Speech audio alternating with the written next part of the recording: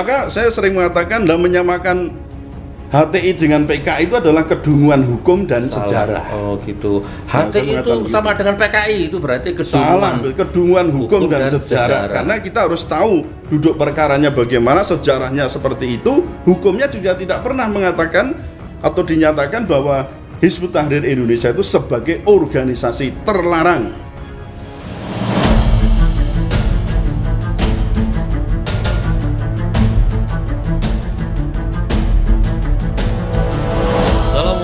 Warahmatullahi wabarakatuh. Selamat datang di acara Ngobrol Menembus Batas bareng Gus Nur. Acara ini dipersembahkan oleh Munjiat Channel dan didukung penuh oleh GN13. Selamat menyaksikan.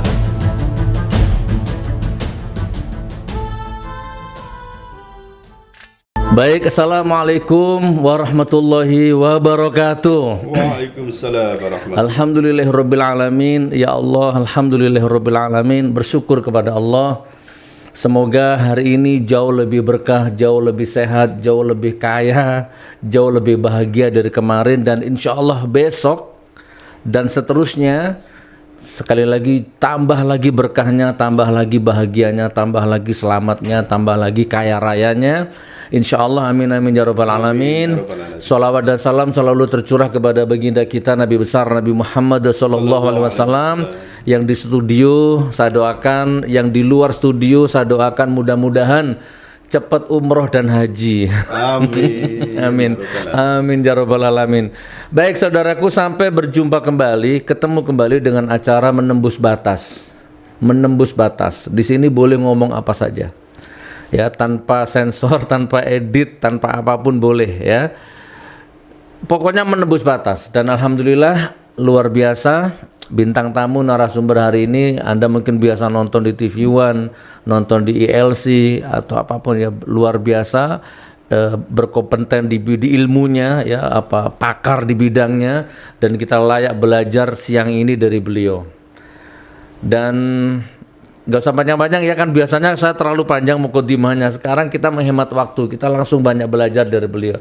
Tapi sebelum itu sekedar pemberitahuan Prof, alhamdulillah acara ini Prof ditonton 13 negara Prof. Alhamdulillah. Ya. Barakallah. Insya Allah ya, di Kanada nonton, Belanda, Australia, Perancis nonton, alhamdulillah, Abu Dhabi, Mekah, Qatar ada juga ya, Hong Kong, Taiwan, Korea dan sekitarnya rata insya Allah, apalagi cuman Indonesia ya, insya Allah. Kita sapa langsung beliau. Assalamualaikum warahmatullahi wabarakatuh. Waalaikumsalam warahmatullahi wabarakatuh. Profesor Suteki, ahli apa di bidang Pancasila atau apalah, filsafat, nanti kita langsung tanya sama beliau. Dan hari ini kita akan membahas khusus merefleksi kejadian yang kemarin viral di sebuah kota di Pasuruan, di mana ada seorang guru ngaji, guru madrasah yang sudah sepuh umurnya dipersekusi ya. Nah, di situ ada kata-kata khilafah, ada kata-kata HTI, ada kata-kata merubah ideologi. Nah, gara-gara kata-kata itulah maka kita undang narasumber Profesor Suteki siang ini. Kita layak belajar dan Anda harus terima ilmu ini. Kosongkan pikiranmu ya, karena beliau pakarnya. Ya, jangan dibantah, karena apa yang keluar dari beliau adalah hujah, ada kitabnya, ada undang-undangnya. Nah, Prof, sebelum kita ngobrol panjang lebar, Prof, beberapa menit mungkin tak kenal maka tak sayang, Prof, biar jamaah Gus Nur ngaji bareng tahu, kenal lebih dalam profesor itu lahir di mana, ya kan, kurikulum vitae lah istilahnya ya. Singkat aja. Terus tadi ada yang WA saya, Gus kalau ngundang profesor piro biayanya? Pasti mahal itu, soalnya profesor itu gitu. Ya nanti tak kasih nomor narahubung beliau ya. Bukan mahal sih. Kalau antum nanya, Prof kalau ngundang sampean berapa, itu salah. Ya lewat narahubungnya ya, insya Allah lah. Baik Prof, tafadhol kenalkan Prof, kurikulum vitae-nya gimana, sekolah di mana, lahir di mana, sekarang tinggal di mana, putri berapa, anak berapa, dan seterusnya. Komplit ini ya. Tafadhol Prof, tafadhol, alhamdulillah. Baik, assalamualaikum warahmatullahi wabarakatuh. Waalaikumsalam. Dan juga para pemirsa yang saya hormati dimanapun Anda berada. Saya guru besar di Fakultas Hukum Undip, lahir pada tanggal 2 Februari 1970. Masih muda kan Gus? 70 ya. Kan baru 50 tahun. Oh iya ya, saya 74. Nggih, selisih 4 Ya, tahun, di Prof. Nggih. Sragentina. Sragen. Ya di Sragen, Nggih, nggih, nggih. Lalu saya sekolah SD, SMP, SMA juga di Sragen. Kemudian baru perguruan tinggi di Semarang, di Undip semua. Sampai guru besar saya tahun 2010. Jadi saya usia 40 tahun saya guru besar di bidang hukum dan masyarakat. Sekaligus juga ada beberapa mata kuliah pokok di situ, ada Pancasila dan filsafat Pancasila. Filsafat Pancasila. Ya, maka beberapa kali kan saya diundang oleh Bang Karni Ilyas ya di ILC itu terkait dengan Pancasila, BPIP, ya Undang-Undang RUU HIP dan seterusnya. Itu memang ya insya Allah saya sedikit tahu di situ karena juga ada yang meragukan Suteki itu siapa kan? Oh, gitu. Ya, berarti Anda yang tidak baca medsos ya. Subhanallah. Filsafat ya, guru besarnya ya. Ya. Profesor. Tapi ya sekaligus karena saya berusaha untuk menyuarakan bagaimana sebenarnya berbangsa bernegara yang benar dan bagaimana memahami Pancasila yang benar dan seterusnya. Justru saya sekarang itu tidak mengajar Pancasila. Saya dengar kasus itu. Saya dengar. Ya, itu sisi lain lah. Tapi karena saya tetap berusaha. Kalau dikatakan saya anti Pancasila macam-macam, saya sadar betul bahwa Pancasila adalah sebagai anak peradaban umat Islam itu sendiri kan. Bahkan seandainya dibelah dada mungkin keluar Pancasila gitu ya. Masya Allah. Iki lek diterusno kok nyerempet nang dindi gitu. Iya betul. Tapi memang kita hidup di zaman yang seperti ini. Terlepas dari Prof ya, saya punya penilaian sendiri. Ini sekarang zamannya itu yang bener, yang jujur, yang ikhlas, yang enggak pamrih, yang pakar itu justru dibuang-buang. Dibuang-buang, difitnah-fitnah, diasing-asingkan, dibuli-buli. Sementara yang pengkhianat, pembohong, pendusta, penipu itu malah dikasih duit, dikenyangkan perutnya, malah dapat panggung di zaman ini gitu loh. Wallahu a'lam bishawab. Mungkin bisa dikatakan karena saya tidak hidup pada zamannya. Oh gitu, oh iya bener. Tapi nggak apa-apa Prof, Masya Allah, barakallah. Ya jadi gitu ya, beliau ternyata lahir di Semarang ya, orang Semarang, barakallah. Lahir di Sragen. Oh lahir di Saya tinggal Sragen. di Semarang. Okay. Kemarin saya ke Semarang Prof, kemarin. Betul. Di depannya Undip itu ada rumahnya Pak Muji, yang punya masjid apa itu loh. Saya disuruh ngelola masjid di situ. Oke Prof, sudah cukup insya Allah ya Prof ya, kurikulum vitae-nya ya. Ya untuk anak istri itu private lah. Private ya. Tapi yang jelas satu ya Prof. Satu di Istrinya. sana, satu di sini. Masya Allah. Alhamdulillah. Satu cukup Gus, Satu cukup. Alhamdulillah. Ya 2-3 bukan makomnya Prof ya. 2 dan 3 itu lebih dari cukup. Alhamdulillah. Ya Allah. Baik Prof, kita langsung aja Prof. Baik. Saya mau belajar sama jenengan ini. Jadi intinya saya mau belajar sama jenengan HTI itu apa? Misalkan kalau Profesor bisa jawab nanti tolong dijelaskan, kalau enggak ya enggak apa-apa. HTI itu kan ormas kan ya, apa memang sudah dibubarkan secara undang-undang, secara hukum atau apa, karena simpang siur kata anggaplah Ansor atau Banser lah ya, misalkan, yaitu terlarang, dibubarkan. Tapi di sisi lain ada teman-teman yang ngerti hukum cuma dicabut badan hukumnya, bla bla bla bla bla. Kayak itu bagaimana HTI ya. Terus khilafah itu apa? Walaupun saya juga paham tapi dikit-dikit lah, khilafah itu apa? Terus apakah HTI itu sudah pasti khilafah atau khilafah itu HTI misalkan ya. Terus kemudian Pancasila itu apa korelasinya dengan HTI, dengan khilafah, terus apa HTI sama khilafah itu bisa merubah Pancasila, atau itu isu yang nyekoki pikiran kita selama ini Prof. Oh begitu ya. Nggih, monggo diurut pelan-pelan. HTI dulu dari sisi ormasnya, badan hukumnya bagaimana, kemudian khilafahnya, baru Pancasilanya Prof. Tafadhol Prof. Ya, baik, saya kira HTI itu kan tidak bisa dilepaskan dari Hizbut Tahrir Internasional ya. Jadi tetap ada keterkaitannya. Ya, Hizbut Tahrir secara internasional jelas itu ada. Ya, di beberapa negara ada juga orang yang mengatakan lawang di banyak negara katanya asalnya kah yang ini aja dibubarkan kok kemudian, atau persoalan khilafah lah itu ditolak-tolak kok kenapa di Indonesia kemudian didakwahkan. Nah, jadi kalau kita lihat dari sisi itu sebenarnya kita bisa membuat logika yang terbalik. Jadi misalnya Islam itu suatu saat di Arab Saudi atau di Mekah taruhlah tertolak misalnya, ditolak karena sudah menjadi negara yang sekular, ya sekular sekali begitu. Taruhlah kembali ke jahiliyah. Apa berarti Islam itu buruk? Oh betul, Masya ini Allah. Logika berpikir yang harus kita bangun. Harus terbalik ya. Termasuk juga HT atau HTI dan seterusnya. Itu juga karena prinsipnya ini kan istilahnya itu kelompok-kelompok yang mendakwahkan Islam. Jadi karena sebagai kelompok yang mendakwahkan ajaran Islam, maka menurut saya itu sah dimanapun sebenarnya berada, kan gitu. Termasuk di Indonesia itu juga sah, apalagi HTI juga. Kalau ini sudah ngomong soal HTI ya, Hizbut Tahrir Indonesia itu memiliki badan hukum, sudah terdaftar di dalam Kementerian Hukum dan HAM.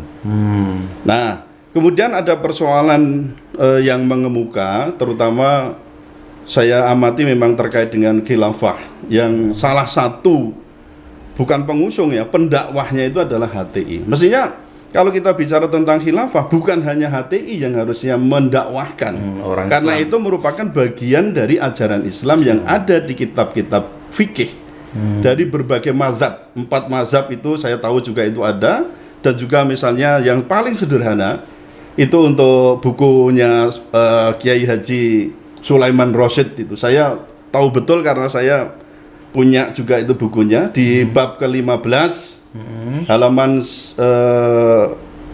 berapa itu, halaman 494 sampai 507 itu dibahas tentang bab khilafah. Itu sendiri dibahas. Berarti ini kan bagian dari ilmu fikih. Nah, persoalan nanti ada kemauan negara atau pemerintah dalam ini menggeser dari ilmu fikih kepada sejarah saja misalnya, itu monggo, tapi dari sisi historinya, dari sisi pembuatan kitab-kitab itu, persoalan khilafah itu merupakan bagian siasah dari ajaran Islam. Nah, kembali kepada HTI. Jadi HTI itu karena mendakwakan itu dan mungkin dianggap oleh penguasa, dalam hal ini pemerintah Indonesia, itu dianggap berbahaya gitu ya. Padahal kalau kita lihat ya mestinya tidak berbahaya, karena selama ini juga saya tahu HTI tidak pernah melakukan pemberontakan, melakukan kekerasan, pembunuhan dan seterusnya, itu tidak pernah ada. Ini fakta yang ada. Nah, oleh karena dianggap itu membahayakan atau dikatakan mengancam ideologi Pancasila gitu ya, maka pada tahun 2017 itu kemudian Kementerian Hukum dan HAM mengeluarkan atau menerbitkan surat keputusan tentang pencabutan Badan Hukum Hizbut Tahrir Indonesia yang didasarkan pada Perpu Ormas.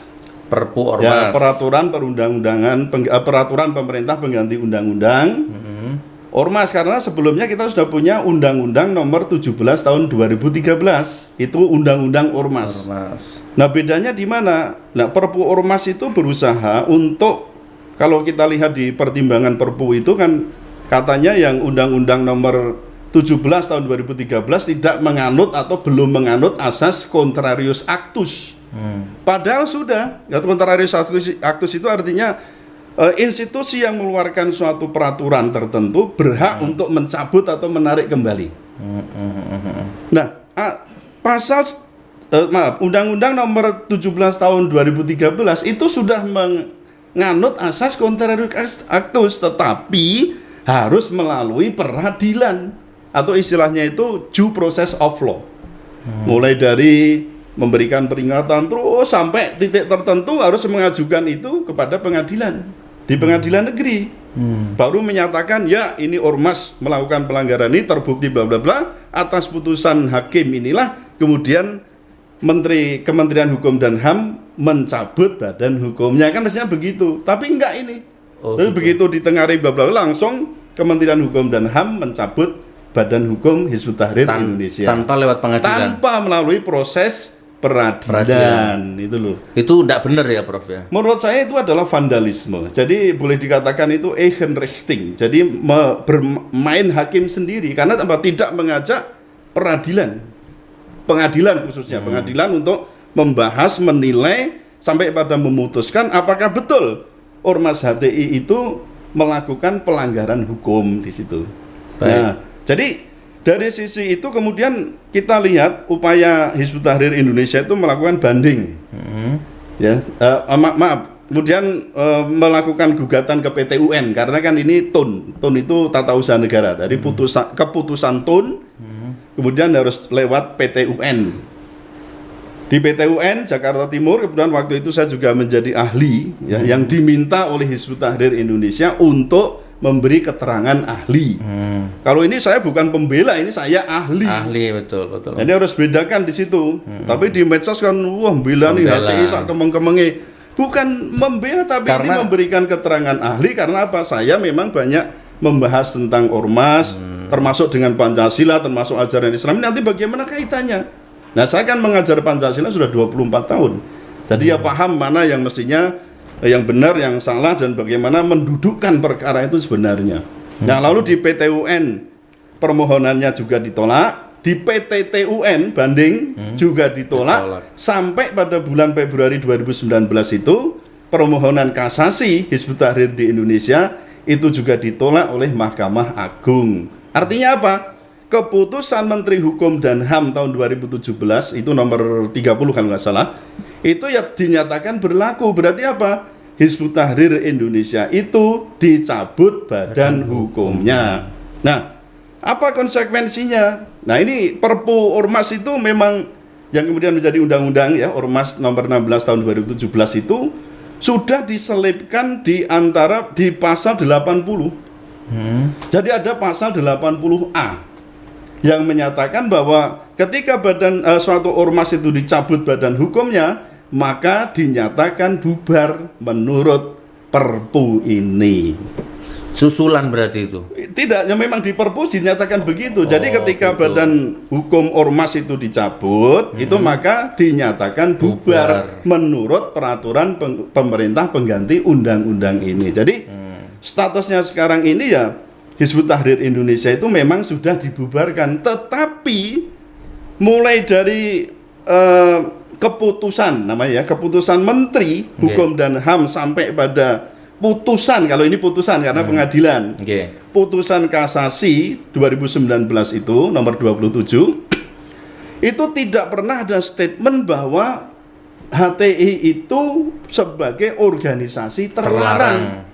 Tidak ada. Berbeda dengan PKI misalnya. Maka saya sering mengatakan menyamakan HTI dengan PKI itu adalah kedunguan hukum dan sejarah. Oh gitu. HTI itu sama dengan PKI itu berarti kedunguan hukum dan sejarah. Karena kita harus tahu duduk perkaranya bagaimana, sejarahnya seperti itu, hukumnya juga tidak pernah mengatakan atau dinyatakan bahwa Hizbut Tahrir Indonesia itu sebagai organisasi terlarang. Termasuk ideologinya apa? Nah, ini yang juga masalah besar.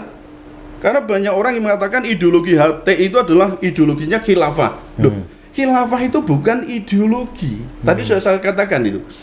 Itu hanya sebagai sistem pemerintahan, sama dengan kita mempelajari demokrasi, monarki, oligarki, teokrasi, sama.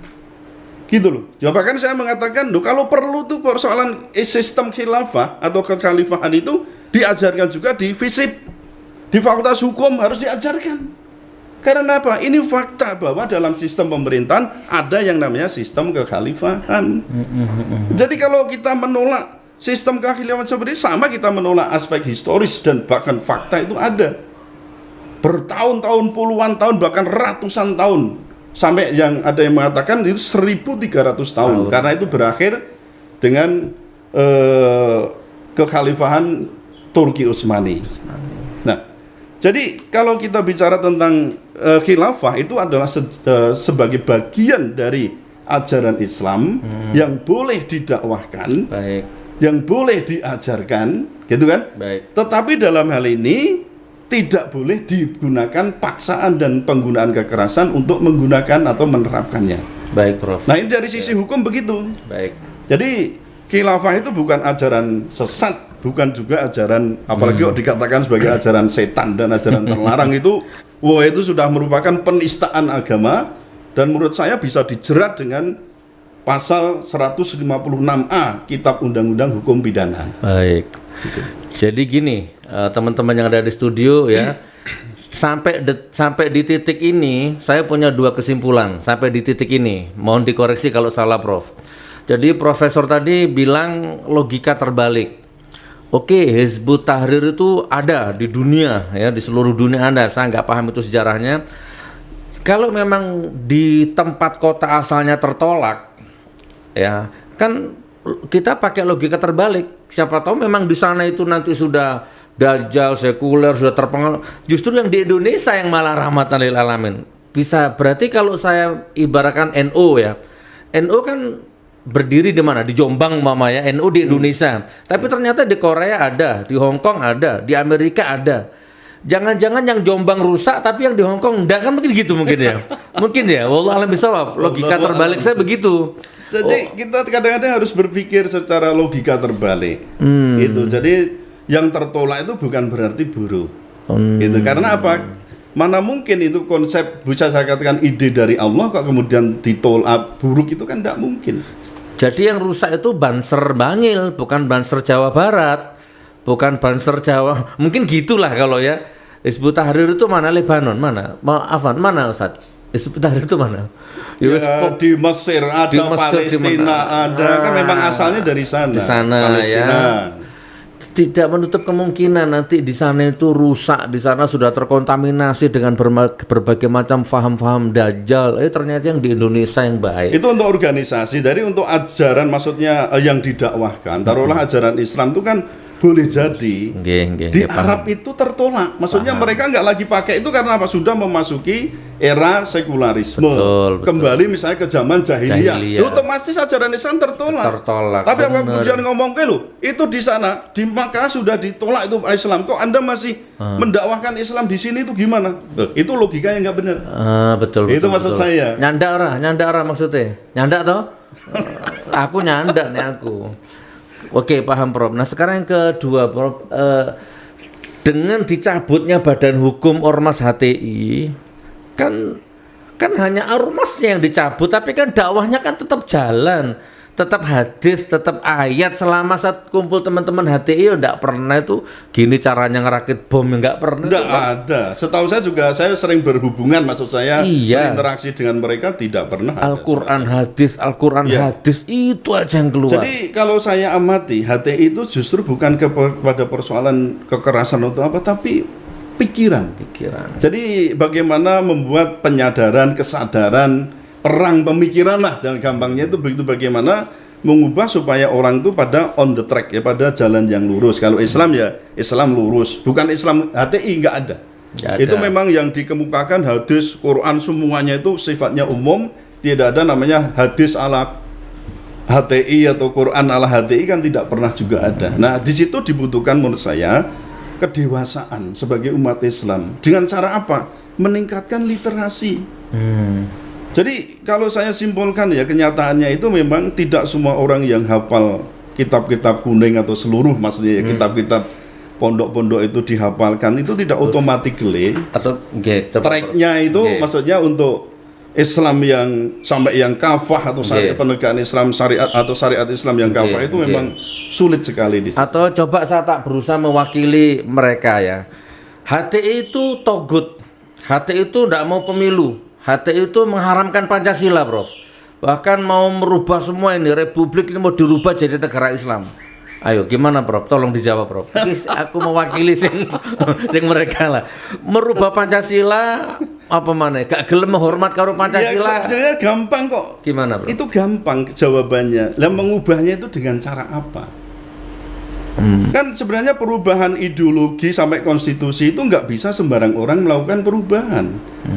Nah justru yang kita khawatirkan itu seperti kemarin RUU HIP misalnya, itu sudah ada indikasi untuk perubahan, memeras itu kan berarti mengubah.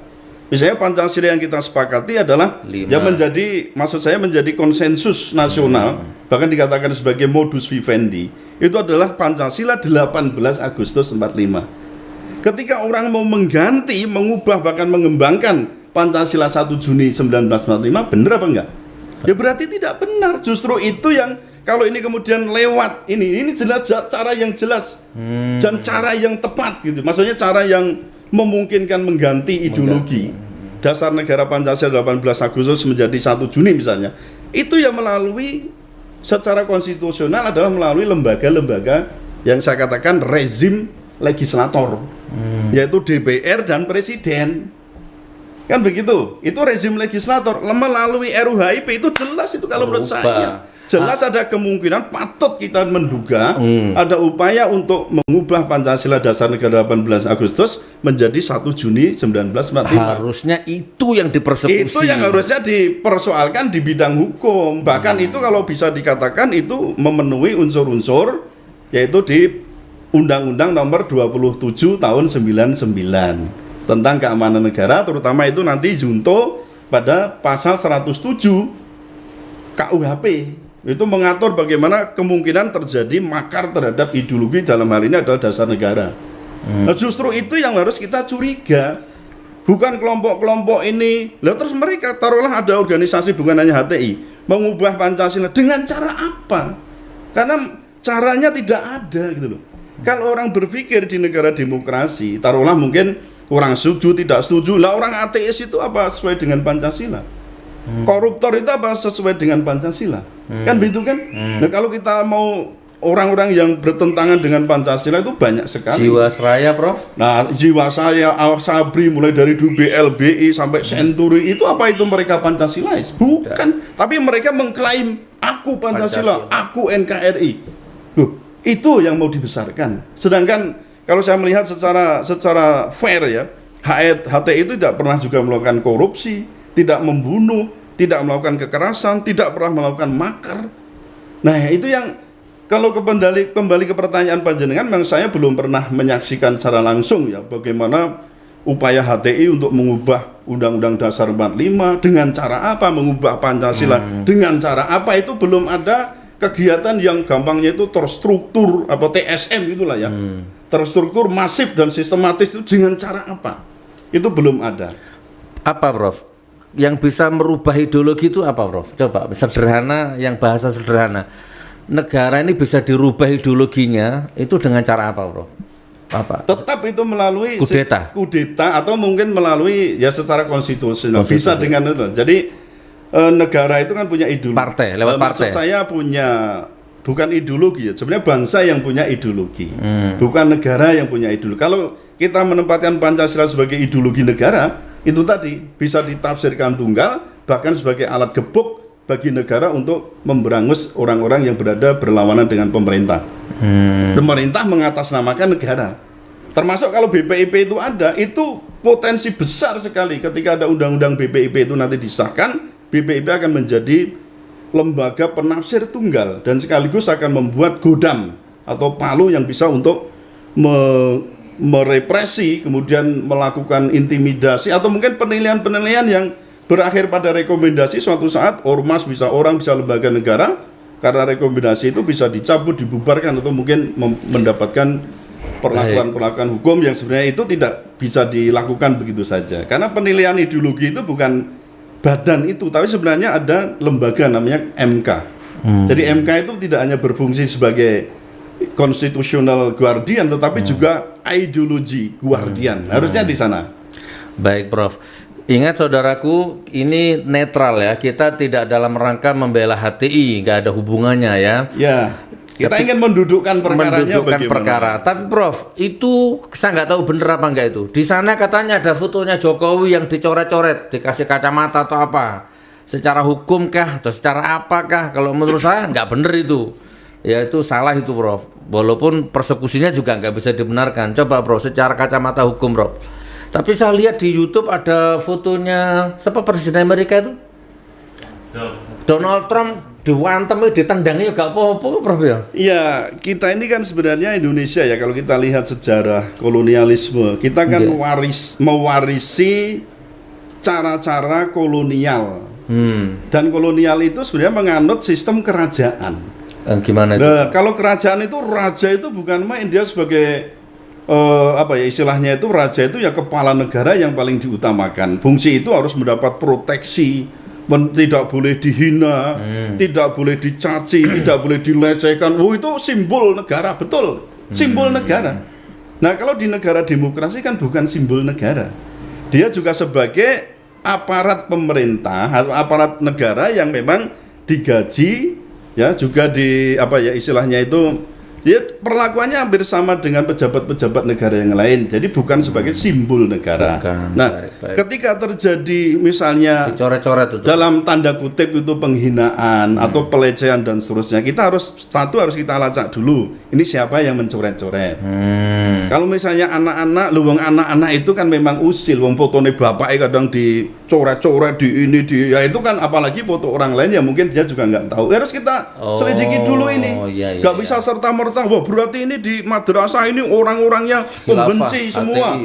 Loh, itu loh bapak Ewe itu dicoret di ini, kadang fotonya sampai disobek dan seterusnya. Nah, maksud saya begini, itu tidak bisa serta-merta kita mengatakan bahwa di situ kita ngejudge orang-orangnya benci Pak Jokowi dan seterusnya. Dan itu pun kalau misalnya ada, itu termasuk penghinaan ya. Penghinaannya bukan kepada, kalau misalnya ada penghinaan terhadap pribadi yang Pak Jokowi sendiri yang harus melaporkan, itu bukan orang lain. Bukan orang lain ya. Karena delik tentang penghinaan presiden ya di pasal 134 dan seterusnya itu di KUHP itu kan memang sudah dinyatakan inkonstitusional oleh Mahkamah Konstitusi.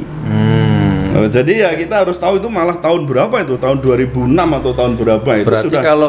Kalau foto saya digambari kayak dikasih sungu, dajal, dianu. Kalau panjenengan merasa dihinakan, ya secara pribadi laporkan. Kalau orang lain yang santri saya nggak terima. Lah bukan, karena itu kan istilahnya deliknya delik aduan, ya panjenengan yang harus melaporkan. Kalau sendiri. saya nggak melaporkan, ya nggak ada masalah.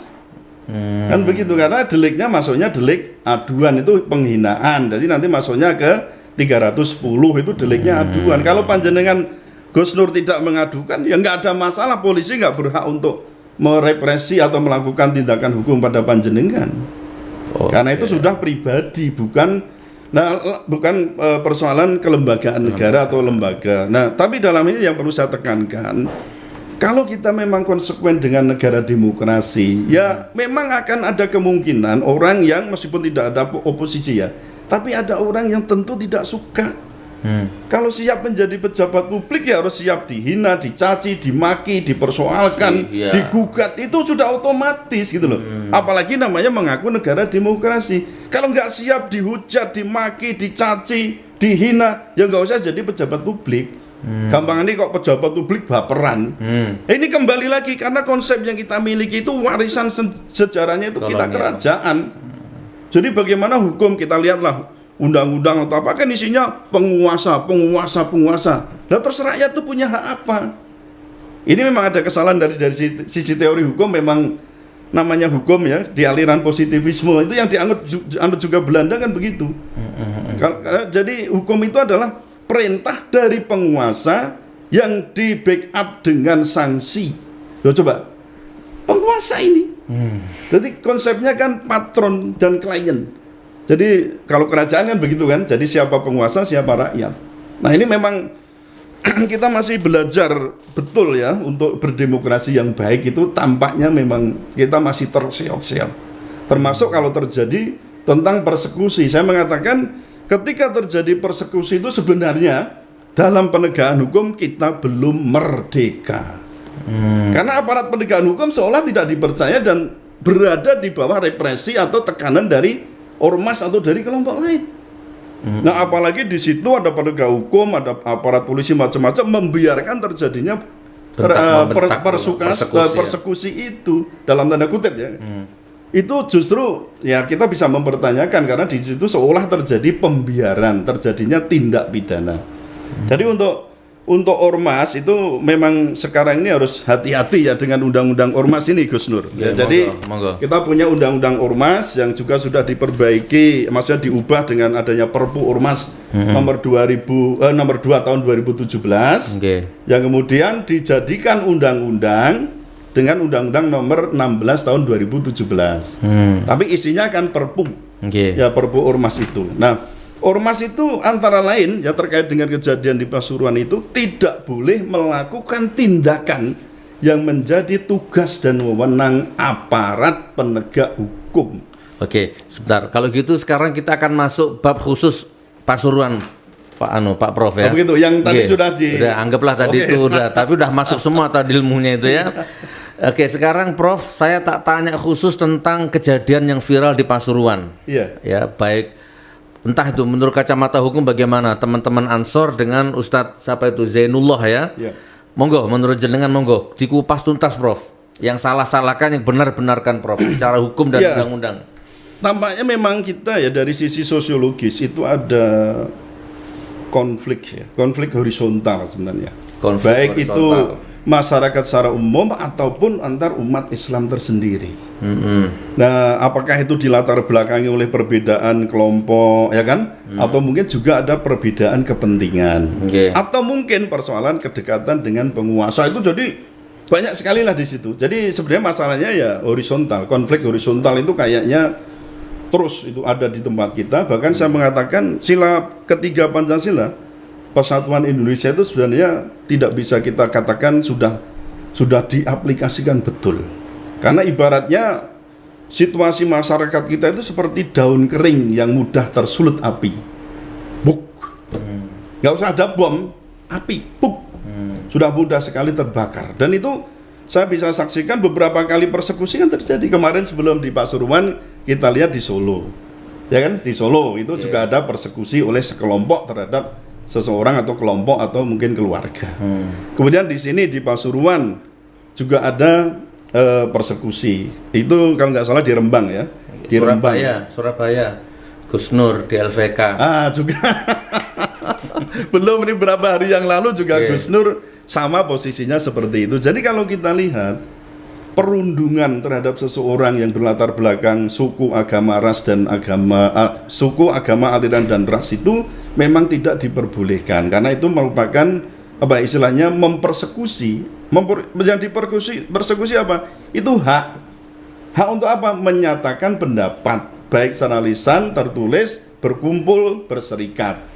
Itu kan konsep kita jelas. Undang-Undang Dasar 45 kita sudah jelas mengatur itu, terutama di pasal 28 itu sebagai human right.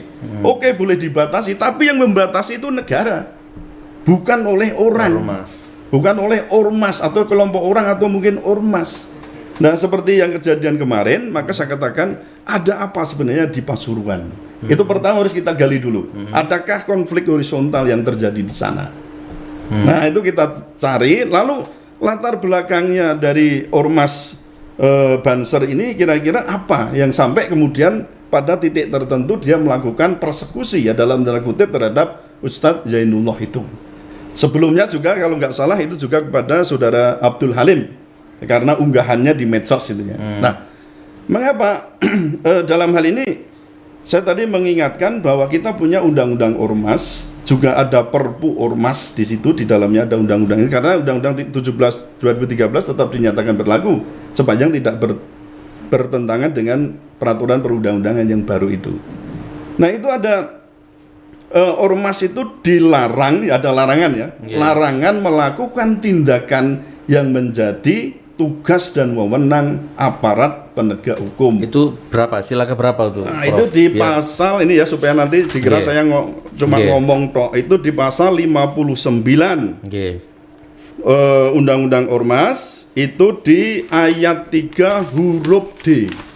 Saya bacakan di sini ya. Jadi ormas dilarang melakukan kegiatan yang menjadi tugas dan wewenang penegak hukum sesuai dengan ketentuan peraturan perundang-undangan. Nah, apa yang dimaksud dengan melakukan tindakan yang menjadi wewenang dan tugas penegak hukum itu? Nah, ini ada penjelasannya, Gus. Jadi dijelaskan di sini, bentar ya, supaya nanti jelas saya nggak ngarang sendiri. Nah, yang dimaksud dengan kegiatan yang menjadi tugas dan wewenang penegak hukum polisi dalam hal ini ya adalah tindakan penangkapan, penahanan, dan membatasi kebebasan bergerak seseorang karena latar belakang etnis, agama, dan kebangsaan yang bertentangan dengan ketentuan peraturan perundang-undangan yang berlaku. Nah itu kan jelas. Polisi, menahan orang, membatasi gerak orang, gampangnya itu kan itu sama dia ada ancaman, ada intimidasi dan seterusnya. Itu sebenarnya kan bukan tugas ormas.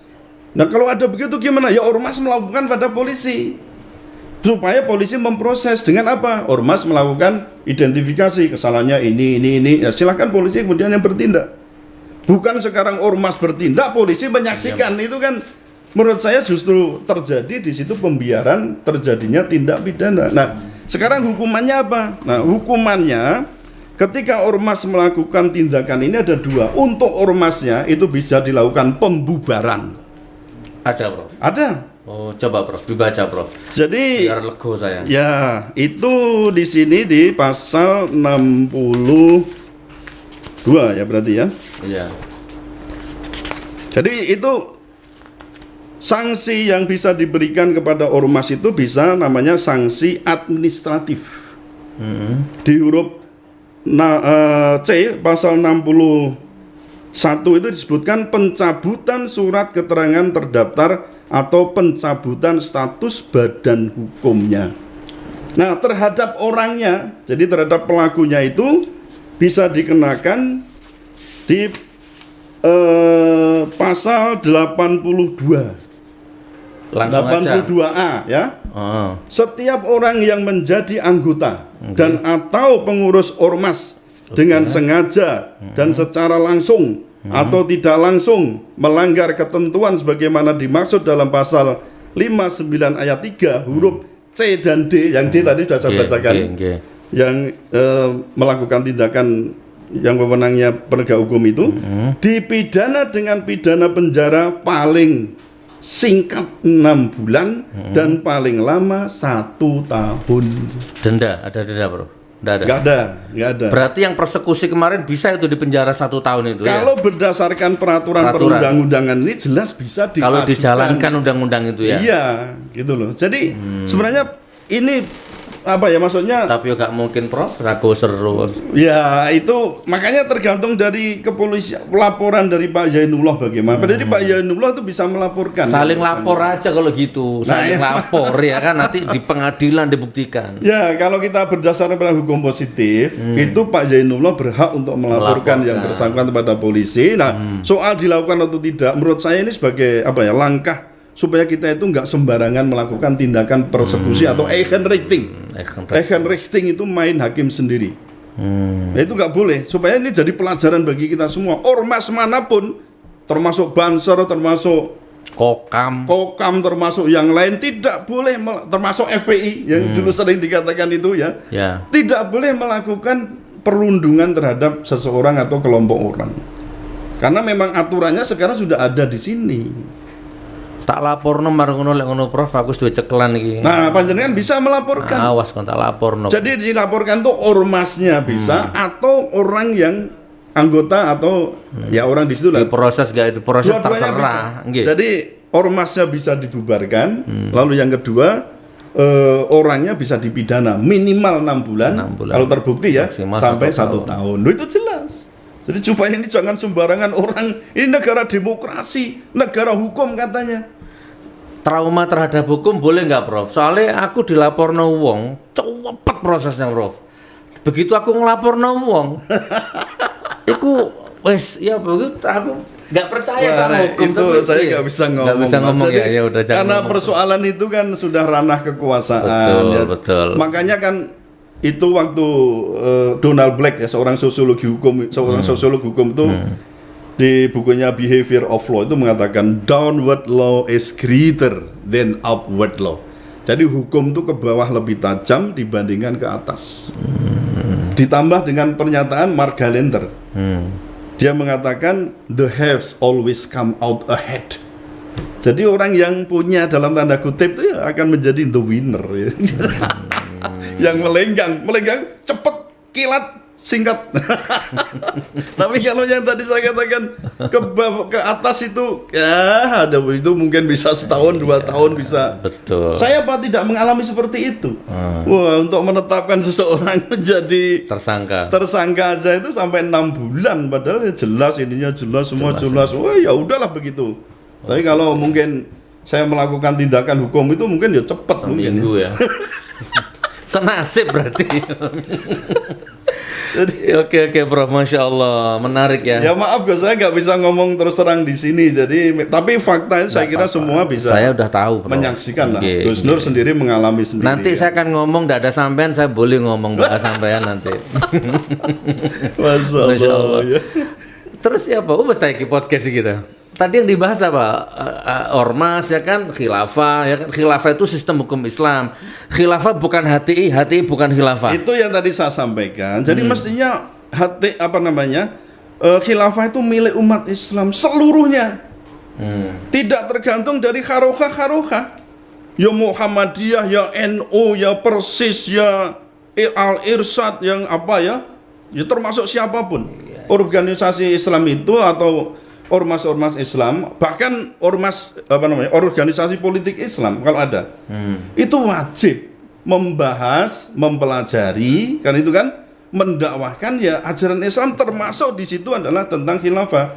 Itu tidak ada sampai sekarang, nggak ada pernyataan hukum manapun yang mengatakan bahwa khilafah itu terlarang untuk Jadi diajarkan. Maksudnya undang-undang khilafah terlarang itu kan nggak ada. Jadi di Perpu Ormas itu juga dikatakan di sini ya. Jadi ormas tidak boleh mengembangkan, mengajarkan ideologi yang bertentangan dengan Pancasila. Itu jelas. Nah di penjelasannya itu memang ada dan paham lain yang dianggap bertentangan dengan Pancasila. Ini kan karet ini. Ini penjelasan karet. Apalagi ini cuma penjelasan. Jadi pasal seperti ini ya terkait karet itu saya kira tergantung dari penguasa yang memaknai apa. Misalnya di nanti kegiatan X itu dianggap ini bertentangan dengan Pancasila. Loh, bertentangannya di mana? Maka saya katakan Pancasila dihadapkan dengan khilafah, enggak apple to apple. Kalau mau menghadapkan ya Pancasila dengan PKI, komunisme, kapitalisme atau Islam sebagai ideologi. Gitu loh. Nanti kan kalau ini Pancasila dihadapkan dengan Islam gimana? Apa mungkin Anda akan mengatakan bahwa Islam, ajaran Islam bertentangan dengan Pancasila? Silakan kalau mau berani itu mengatakan itu kan gitu. Makanya karena ini sebagai bagian dari ilmu, dari ajaran Islam, khilafah itu milik umat Islam semuanya. Bahkan kalau menurut pemahaman saya, Prof, sebenarnya khilafah itu ya Pancasila, Pancasila itu ya khilafah. Itu menurut saya nggak juga bisa lima pilar Pancasila itu ketuhanan yang Maha Esa itu kalau kita refleksi juga ada khilafah di situ, kemanusiaan. Nah sekarang refleksi kita sampai sekarang mana ada? Taruhlah misalnya ketuhanan yang Maha Esa. Itu menurut saya sering katakan ini lebih radikal dibandingkan dengan ketuhanan dengan kewajiban menjalankan syariat Islam bagi pemeluk-pemeluknya. Kalau yang konsep 22 Juni itu, itu lebih moderat sebenarnya. Tapi kan menurut waktu itu dikatakan oleh orang-orang yang masih non-muslim, dikatakan wah kami nggak mau, padahal itu yang paling moderat. Artinya apa? Mewadahi semua. Nah ketika coba ketuhanan yang Maha Esa, berarti yang tidak berketuhanan yang Maha Esa bagaimana? Bertentangan dengan Pancasila enggak? Bertentangan dengan Pancasila. Terus apa yang dimaksud dengan ketuhanan yang Maha Esa? Itu jelas sekali kita bahas kalau saya kan filsafat Pancasila. Mulai apa itu Esa, apa itu Tuhan. Kalau mau konsekuen di situ, mungkin hanya Islam yang berketuhanan yang Maha Esa. Itu loh. Jadi kadang-kadang kita ini sudah umat Islam pun bisa berketuhanan yang Maha Esa. Kita punya Al-Kafirun kan, surat Al-Kafirun, lakum dinukum waliyadin. Nah di sini umat Islam itu kan sangat toleran. Apapun agama orang, bahkan sampai orang tidak beragama, itu adalah kawanku, dia adalah temanku hidup, tetap akan dihargai kecuali ada penyerangan. Itu kan konsep Islam kan begitu Gus. Maka dikatakan Islam itu dikatakan sebagai apa ya, rahmatan lil alamin Islam sebenarnya kan begitu, bukan Islam rahmatan lil alamin tapi rahmatan lil alamin Islam. Sila yang kedua apa Prof? Kemanusiaan yang adil dan beradab. Manusia itu harus adil dan beradab, itu kan khilafah Prof. Iya betul. Jadi maka saya katakan Pancasila itu kan sebagai anak peradaban umat Islam itu sendiri. Mulai dari pembuatnya, penggagasnya, perumusan 22 Juni itu kan boleh saya katakan kemudian dikaitkan dengan piagam Madinah itu sebenarnya adalah kesepakatan di situ. Itu modus yang nanti akan menjadi modus vivendi di tanggal 18 Agustus 1945. Itu kesepakatan sebenarnya. Nah, ketika sudah menjadi kesepakatan ya itu adalah anak peradaban umat Islam. Nggak mungkin umat Islam sendiri akan menghancurkan Pancasila itu. Loh, Pancasila itu apa? Kan sebagai dasar negara, gitu loh. Ini kita kembalikan fungsinya di sini, Gus. Ketika kita mau narik ke ideologi, bubar di situ. Karena apa? Ideologi di lapangan itu memang banyak. Kok mau mengatakan ideologi cuma satu? Tapi dasar negara cuma satu. Namanya apa? Pancasila. Terus dalam kemasyarakatan, ideologi orang kafir, orang orang ateis, ada kapitalis, komunis, ada semua. Ideologi semua. Emang di Indonesia mau dipaksakan nggak ada komunis? Udah bisa. Ini bahaya. Komunis itu adalah ideologi yang sampai kiamat pun akan ada. Selama negaranya ada, pembangunnya ada, dari negara asalnya ada, masih sekarang eksis. Cina masih ada. Mereka jelas itu komunisme. Dari sisi pemerintahnya ideologinya komunis, tapi dari sisi ekonominya, nah ini sudah mengalami metamorfose, sudah ekonomi kapitalis. Nah sekarang itu kawin antara komunisme dan kapitalisme, musuhnya apa? Islam. Makanya jadi Islam karena memang menentang kapitalisme dan komunisme. Nah penganut dua-duanya ini pasti akan bagaimana menyerang Islam, mengelumpuhkan Islam. Ini yang menarik ini. Dari tadi obrolan tuh ini yang saya tangkep ini akhirnya nih. Jadi memang di Cina itu sudah jelas ideologinya komunis. Jelas. Terus ekonominya kapitalis. Komunis dan kapitalis itu sudah nikah di Cina. Nikah. Dan mau dibawa ke sini. Dan itu sekarang dijadikan kiblat. Betul. Maka saya mengatakan ini ada kemungkinan besar Indonesia itu akan mengcopy paste cara-cara bagaimana komunis dan kapitalis di Cina itu bisa eksis semua. Terus mengadu domba anak bangsa, makanya benci karo Arab, benci karo jenggot, benci karo jubah. Loh, padahal itu kalau dari sisi syariat Islam kan itu adalah salah satu sunnah-sunnah yang karena kiblatnya ke komunis. Tadi wis ketemu saiki jawabannya, Prof. Itu loh, Gus. Jadi memang tiga ideologi ini sampai kiamat akan bertarung. Tapi itu tadi komunisme dan kapitalisme ternyata menikah. Nah sekarang musuhnya satu-satunya Islam. Iya, soalnya komunis sama kapitalis tadi kan di syariat nggak ada, di khilafah nggak ada, makanya tarung terus, Prof. Tarung terus, dan itu ya wajar lah kalau. Oke, saiki Prof, terakhir Prof, sebelum seandainya saman presiden nih, ya apa Prof? Seandainya saman jadi presiden nih, kan sudah tahu penyakitnya ini. Ya, jadi gini Gus, saya mengkiblat apa yang dikatakan oleh Imam Al-Ghazali ya. Bagaimana waktu mendidik Salahuddin Al-Ayyubi bersama Syekh siapa ini? Abdul Qadir Jailani. Dia bagaimana mendidik Salahuddin Al-Ayyubi. Gimana, Bro? Dia mengatakan begini. Jangan berfokus pada musuh. Karena musuh itu nyata, sampai kapanpun akan ada. Maka pentingkanlah bagaimana Anda memperkuat diri sendiri, mengoreksi diri sendiri, meningkatkan imunitas diri. Kalau imunitasmu tinggi, besar, persatuan tinggi, musuh itu mungkin akan berpikir ulang untuk menyerangmu. Kalaupun menyerang, tidak akan menang. Nah, jadi kalau saya jadi presiden, kita tidak boleh menempatkan pengkritik.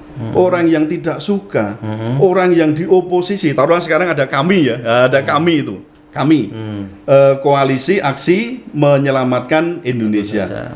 Tidak boleh ditempatkan sebagai enemy.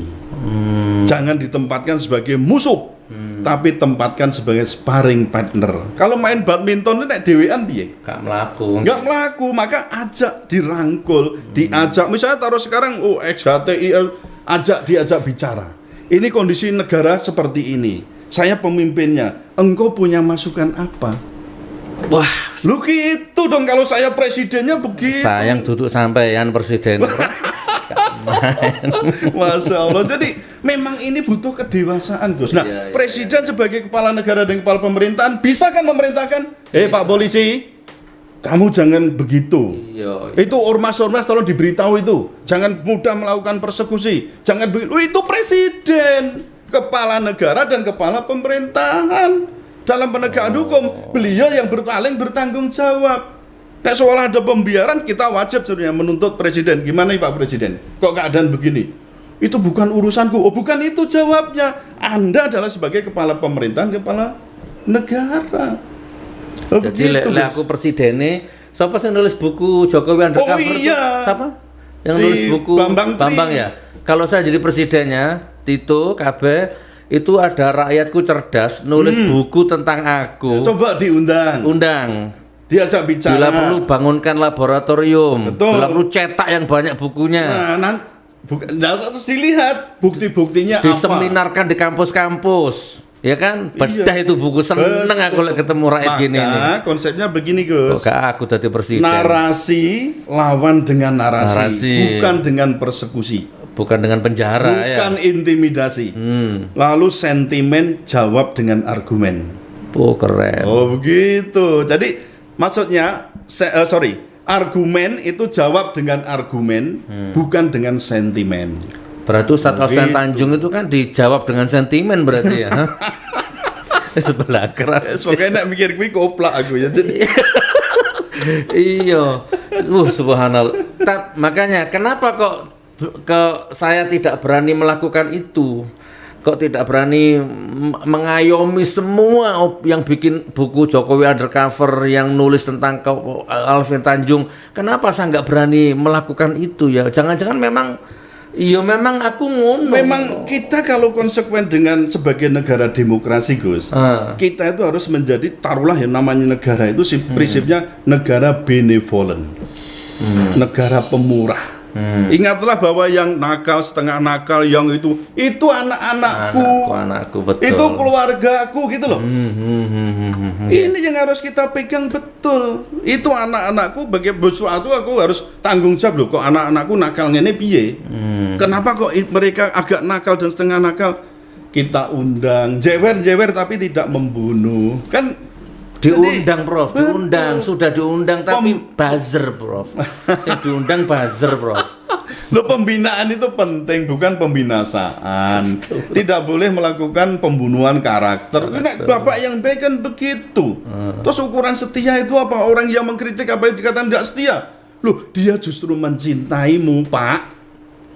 Gitu loh. Anak-anak kita kan sering itu malah kritik ayahnya. Ya, Bu jangan begini. Ya kita mungkin sesaat yang ngomong kowe cah cilik ngerti apa kan. Tapi ketika kita merenung, iya ya, benar juga anakku. Loh, benevolent. Itu kalau tidak punya kepentingan, itu kalau memang bapak. Nah, tapi asli. kalau tujuannya membinasakan, menghancurkan, itu bukan sebagai bapak yang baik dan itu bukan menjadi negara yang benevolent. Masya Allah, cukup kayaknya Prof. Ayo tak kasih satu pertanyaan monggo. Ini kan hadir di studio banyak ini. Ada yang mau tanya sama Prof, mumpung ada satu aja. Tanya apa? Mumpung ada Prof jauh-jauh. Nanti nyesel loh nanti loh. Monggo, mau tanya apa? Ada berapa ratus orang ini yang di sini? Ya, lumayan lah 50 Prof. Di luar ada live itu pakai TV. Wes, nggak ada yang tanya. Nggak ada ya. Jadi kembangkan sendiri saudaraku, hampir 45 menit. Baik Prof, monggo saya kasih kesempatan lagi untuk closing statement Prof. Apa yang harus kita lakukan? Baik, dalam kehidupan bermasyarakat, berbangsa dan bernegara, kita sudah 75 tahun merdeka. Oleh karena itu, mari kita saling meningkatkan kedewasaan kita, terutama dalam kedewasaan berpolitik dan berhukum. Kalau kita, dan sekaligus kedewasaan berpikir itu adalah penggunaan akal sehat. Jadi literasi untuk sahabat itu, literasi harus kita tingkatkan. Literasi itu melek huruf, melek baca. Jangan malas membaca, karena salah satu kelemahan umat Islam itu adalah malas membaca. Yang kedua, ini salah satunya itu ya, malas membaca. Yang kedua adalah tidak peduli dengan sejarah. Nah, kemudian apalagi itu? Yang dua itu yang paling utama. Jadi tidak peduli sejarah dan juga malas membaca. Nah, maka mari kita tingkatkan untuk membaca, tidak sekedar hanya membaca. Membaca itu harus mengerti, setelah mengerti harus memahami, setelah memahami harus melakukan tindakan. Nah, ini konsep utama yang harus kita benahi, karena Indonesia itu termasuk negara yang literasinya masih minim. Itu Gus. Jadi Baik. supaya perpolitikan kita ke depan lebih baik, soal gejolak Nggih. dimanapun negara pasti akan terjadi gejolak. Tapi bagaimana kita menyikapinya, itulah yang akan menuntun dan menunjukkan apa kita itu dewasa atau tidak. Baik, Masya Allah. Bagi saya, Prof, kebenaran akan mencari jalannya sendiri, sebagaimana hembusan angin, gelombang air, dan seterusnya. Dan yang jelas, mungkin orang bisa merusak sebuah taman bunga, tetapi tidak mungkin menunda musim semi tiba. Gila, subhanallah. Wes ya, saudaraku, ini acara ngobrol menembus batas. Masya Allah, kurang lebihnya seperti itu. Siapapun, RT, RW, lurah, camat, wali kota, gubernur, menteri, sampai presiden atau ormas atau siapapun dia, selama dia manusia, selama tidak ada niat jahat, tidak ada kepentingan jahat, ya, maka hidupnya akan enak. Ya, maka hidupnya akan enjoy. Mau nyalon wali kota nggak perlu nyogok, selama ada aura kebenaran dalam dirinya pasti dipilih sama rakyat. Kan gitu kan? Betul. Otomatis nggak akan ada konflik. Otomatis itu selama dirinya memang baik, suci. Walaupun mungkin kalah, belum tentu kan, waktu menjawab, nanti berputar juga akhirnya. Ayolah, berbuang semua kepentinganmu, ya. Watak penjilatmu, kan gitu ya, duit haram, duit subhat, kepentingan politik macam, udah. Kalau selama itu bersih, insya Allah ngomong tuh yo enak, Prof. Betul. Wow. Saya ini ya tanpa beban ngomong, wis. Yakin, Prof. Yakin, insya Allah. Ya ampun. Ya. Kan beda takbir yang tanpa beban. Allahu Akbar, tembus ke langit. Sekarang kita Prof. berdua, Gus. Nggih. Allahu Akbar. Allahu Akbar. Tembus ke langit. Insya Allah. Ya wes, Prof. Oke, saya tutup acara ini dipersembahkan oleh GN13. Prof, aku tak promosi baju ya. Oh, jangan monggo. Wah, ini saya juga dikasih baru ini. Jadi GN13 meluncing produk baru, yaitu baju batik. Harganya 500.000 ya. Mahal atau murah relatif. Anda kalau masuk di bandara ini sudah 1,5 juta. Kainnya sama, prosesnya sama. Ya, di sini 500 insya Allah. Mereknya GN13. Nah, nanti teman-temannya Prof dapat satu-satu nanti. Terus ini dapat lagi kenang-kenangan. Ini yang mensponsori acara ini, Prof. Ada kopi merek Gus Nur, Prof. Oh iya. Tinggal diseduh aja nanti, insya Allah. Terima kasih. Jadi ini dibiayai oleh ini, Prof, bukan oleh rezim ya, bukan oleh proposal ya. Ini ada gula aren, nanti biar diringkes sama teman-teman. Masya Allah. Ada minyak coconut origin, ada ini yang sponsori acara ini. Ini apa? Oh, sambal GN13. Wah, ngomong HTI itu kok sambel. Berarti HTI pedes ya? Masya Allah, barakallah, barakallah, barakallah. Oke, Prof, ini loh ada yang bisik-bisik. Lek ngundang Prof piro? Nggak etis lah, hubungi ya. Tak cantumkan nomornya siapa ini? Mas Slamet. Ya, nanti ada ini nomor hubungnya adminnya beliau ya. Yang jelas ilmunya beliau nggak bisa dihargai ya, nggak bisa ya. Teramat mahal gitu ya. Jadi sudahlah, nanti lewat adminnya aja lah ya. Barakallah, saya akhiri wabillahi taufiq wal hidayah wa ridwan minna. Wassalamualaikum warahmatullahi wabarakatuh. Waalaikumsalam warahmatullahi wabarakatuh. Sun, Masya Allah, alhamdulillah.